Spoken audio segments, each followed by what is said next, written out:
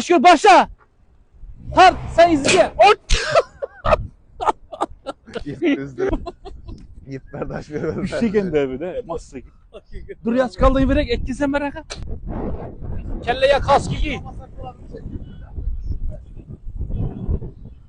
Dur kıstanma özüm aytaman. Dur başladık mı? Ben neye düşsün labon tarta degen hakikaten Xudoy şükür rolde Şahrux labo bilen massa gel tarttı lan hakikaten. 1 2 3 başladık. Laboya qara. Laboça kafa olmayısın oradaki. Gördünüz mü?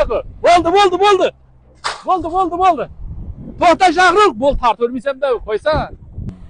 Doymacak be. Koy faydası yok labon. Koy ahır. Şermemde. Buraya tay zatır.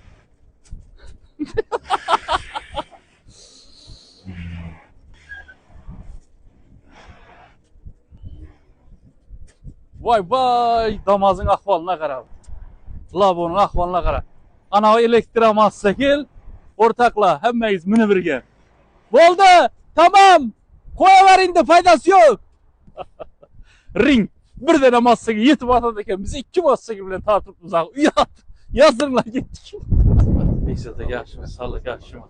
Namaz tartırken massagillere ilgisi bu kadar halas. Yaxşımı, sağlık yaxşımı. Mata salonu egesi de. Mata salonu egesi. Ortakla Armada Bagat Motors doğru mu? Bagat filialı.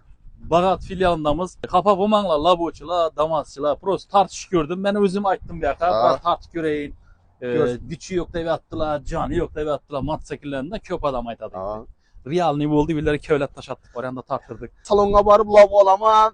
Yük taşıman diye oturmuyorlar endi. Yük taşımaga labonu at gazetesilerden matıda taşı veresinler. Üç şerayetine hemen asiye doğru gelirdi. Tok yürüydü. 5 bere varsa şuna. Tok çıkarttan elektriğe tok da yürüydü. Mesela için benzin salmak şart emez, metal zapravkada uçort oturmak şart emez.